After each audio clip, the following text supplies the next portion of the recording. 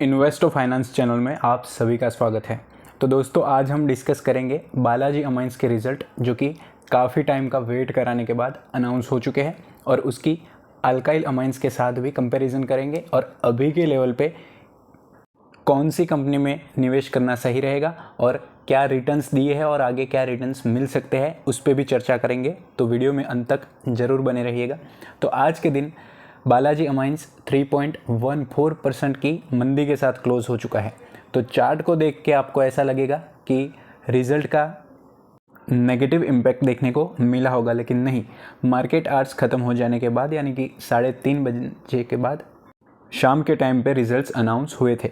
तो market cap की बात करें तो एक स्मॉल कैप कंपनी है, यानी कि 7,25,000 करोड़ का मार्केट कैप है। और वैल्यूएशंस की बात करें तो नोट कीजिएगा कि 22 का पीई रेशियो है, जिसको हम अल्काइल अमाइंस के साथ भी कंपेयर करेंगे।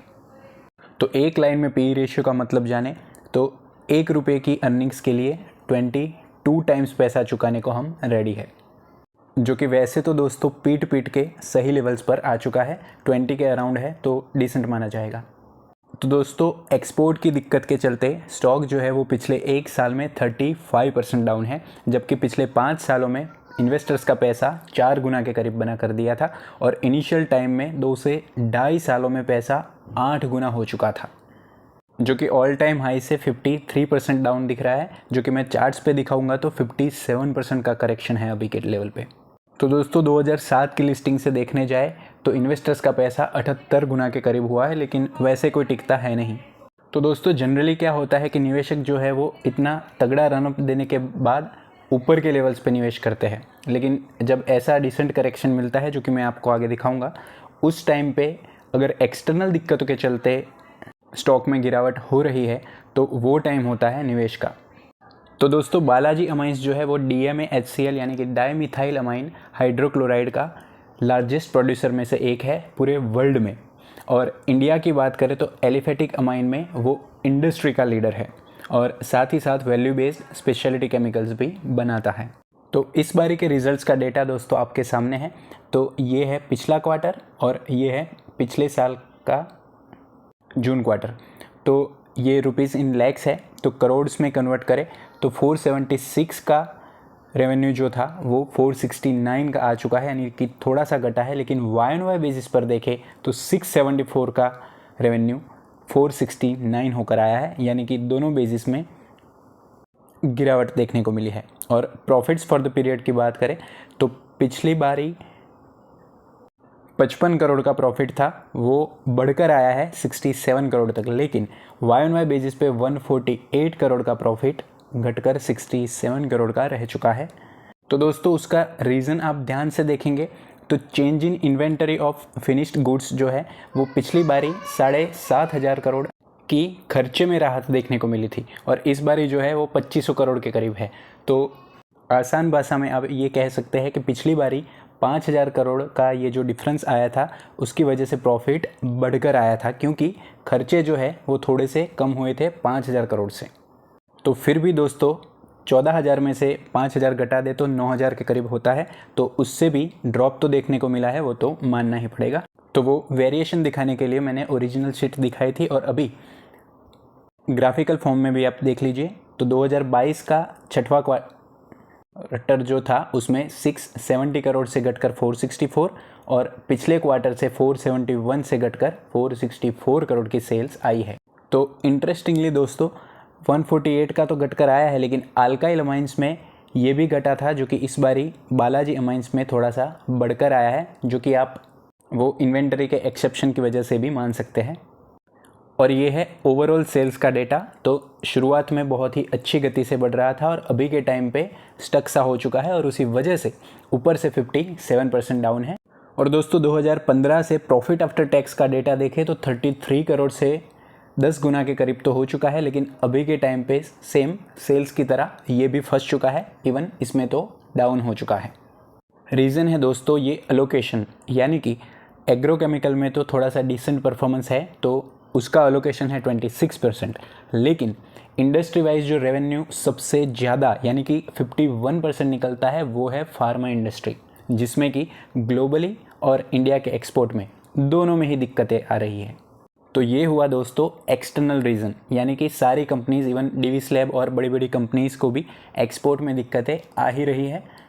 तो दोस्तों मैं बार बार एक्सटर्नल फैक्टर्स क्यों बोल रहा हूँ कि ऐसा रिज़ल्ट आने के बावजूद कंपनी में अच्छी ग्रोथ मिल सकती है, तो रीज़न है ये कि फास्टेस्ट ग्रोइंग इंडस्ट्रीज़, जी हाँ, अभी फार्मा में बहुत दिक्कतें चल रही है, लेकिन फार्मा, एग्रो, रिफाइनरी, रबर जो होते हैं उसमें केमिकल जो यूज़ होता है, paints, animal feed, photographic chemicals, सारे ये कैटर करती है, जो कि ओवरऑल बेसिस पर देखने जाए तो फास्टेस्ट ग्रोइंग इंडस्ट्रीज़ हैं।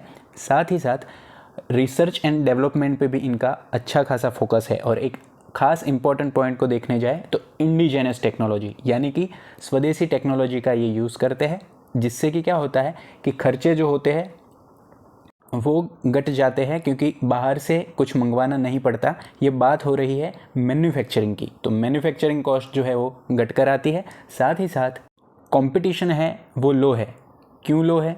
तो दोस्तों ऐसे कॉम्प्लेक्स केमिकल्स को बनाने के लिए हाई लेवल की एक्सपर्टीज़ की ज़रूरत होती है, और इसमें क्या होता है कि कोई एंटर होना चाहता भी है तो ये हाई एंट्री लेवल बैरियर की वजह से एंटर नहीं कर पाता, और किसी ने अगर एंटर कर भी लिया तो क्लाइंट्स जो होते हैं वो आसानी से भरोसा नहीं करते हैं, क्योंकि इन प्रोडक्ट्स में आपने देखा होगा कि अगर कोई दिक्कतें आती है तो फायर वगैरह के भी चांसेस ज़्यादा रहते हैं। और तो और क्लाइंट्स जो होते हैं उनको अगर स्विच करना होता है तो उसकी भी कॉस्टिंग ज़्यादा हो जाती है, तो उस वजह से वो एग्जिस्टिंग कस्टमर्स के साथ बने रहना ज़्यादा प्रीफर करते हैं।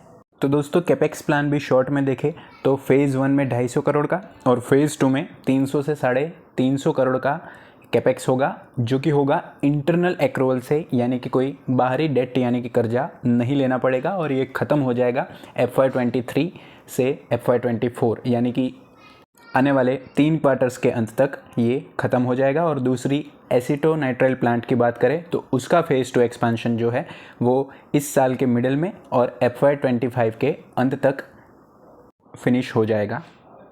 तो दोस्तों ये डेटा है अल्काइल अमाइंस का, ना कि बालाजी अमाइंस का। तो आप देख सकते हैं कि अल्काइल अमाइंस में पिछले क्वार्टर से भी घटकर आया था नेट प्रॉफिट का डेटा, और ये जो कंपाउंडेड सेल्स और प्रॉफिट है उसकी साइड बाय साइड कंपैरिजन करें तो आप देख सकते हैं कि अल्काइल अमाइंस में पिछले 10 और 5 साल में 16 से 22% की सेल्स है, और बालाजी अमाइंस में देखने जाए तो वो 17 से 22% की है, यानी ऑलमोस्ट सेम है। लेकिन डिफरेंस जो है वो 3 साल में है। तो अल्काइल अमाइंस में 19% का CAGR है, जो कि अभी के डिस्कशन वाले बालाजी अमाइंस में 36% की ग्रोथ है।